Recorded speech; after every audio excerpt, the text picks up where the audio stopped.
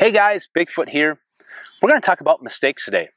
When you reflect on your own life, you probably can recall some of the biggest mistakes that you made, bred some of the most valuable lessons that you learned in life. Well, for me and a lot of the thru hikers that I met last year, the same applied for us in our thru hikes on the Appalachian Trail. What we're going to talk about today is mistakes that you don't want to make while you thru hike the Appalachian Trail. Now, some of these mistakes might be catastrophic mistakes. Some might just leave you uncomfortable and just make things suck just a little bit more. Some might be not so much what you did, but maybe what you didn't do. Now, one thing I'm going to promise you, I'm not going to talk about weight of your pack. I've talked about that a lot, and I've really probably hit that as hard as I can, and I don't want to be a dead horse any longer, so we aren't going to talk about base pack weight in these mistakes. Now, these 10 mistakes are in no particular order, and some you may need to have a sense of humor about, so let's have a little bit of fun, and let's talk about 10 mistakes that you don't want to make while you thru hike the Appalachian Trail.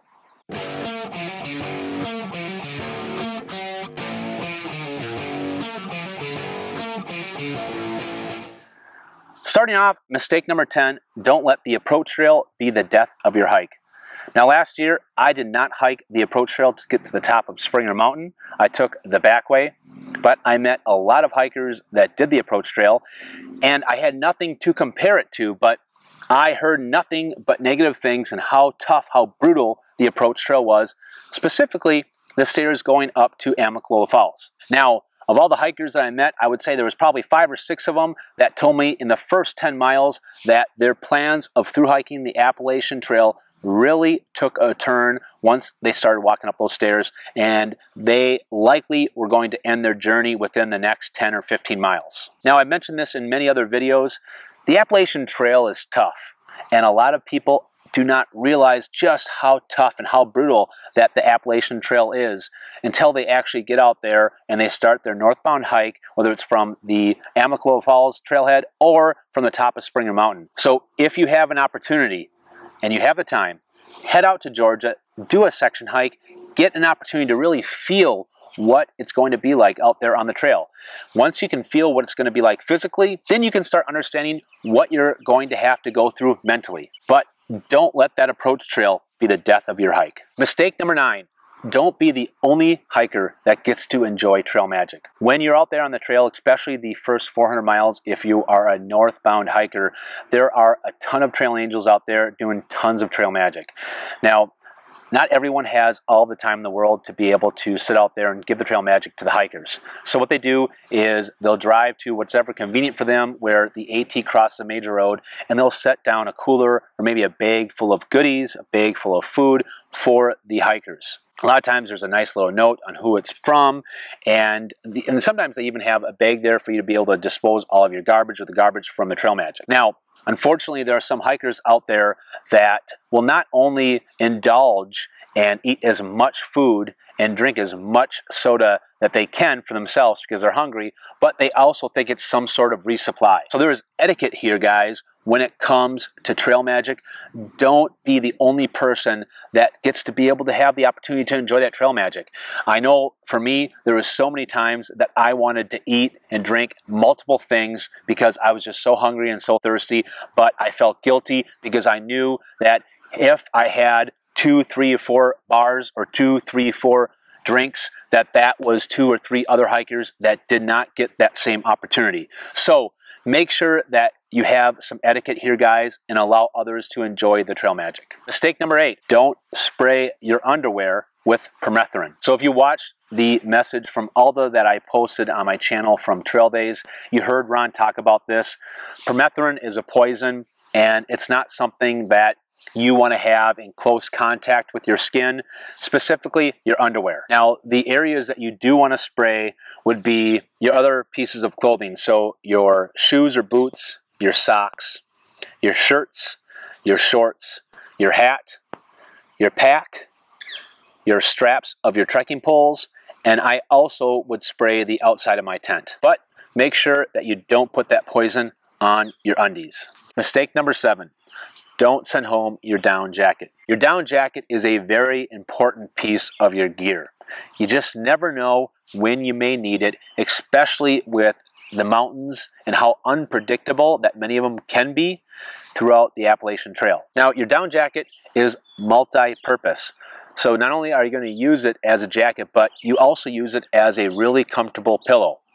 I slept on it every day while I was on the trail. I had way more use out of it as a pillow than I did as a jacket.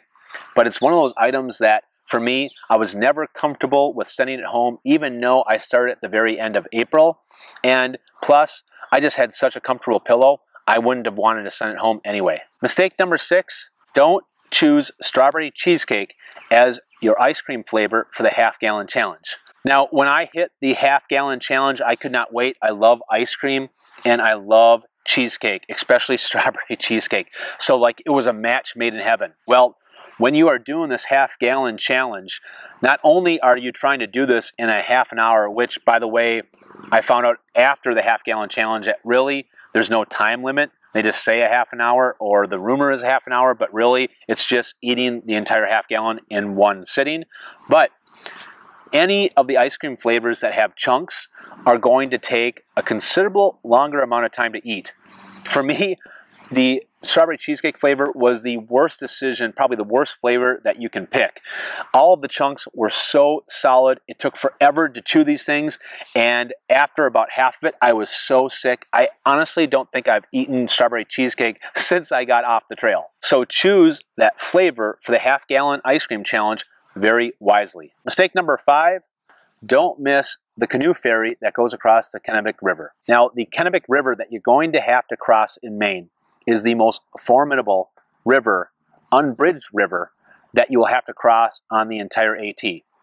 It's about 400 feet long, it has a very swift current, and they have a dam located close to the crossing, and when they open that up, it makes it impossible. Really, anytime it's impossible to be able to ford across this river. It's very deep, and it is unpredictable. Luckily, there is a canoe ferry that will be able to get you across both sides of the river, whether you're going northbound or southbound. Now, the times of the ferry service now until June 30th for 2017 is from 9 a.m. to 11 a.m.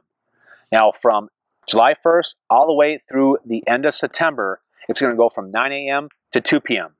And then October 1st to October 9th, it goes back to 9 a.m. to 11 a.m. Don't make the mistake that one of the thru-hikers that I met last year when I got into Monson made, and that was blowing up his air mattress, strapping everything to the air mattress, and trying to wade himself across and ford the Kennebec River. It was a crazy story.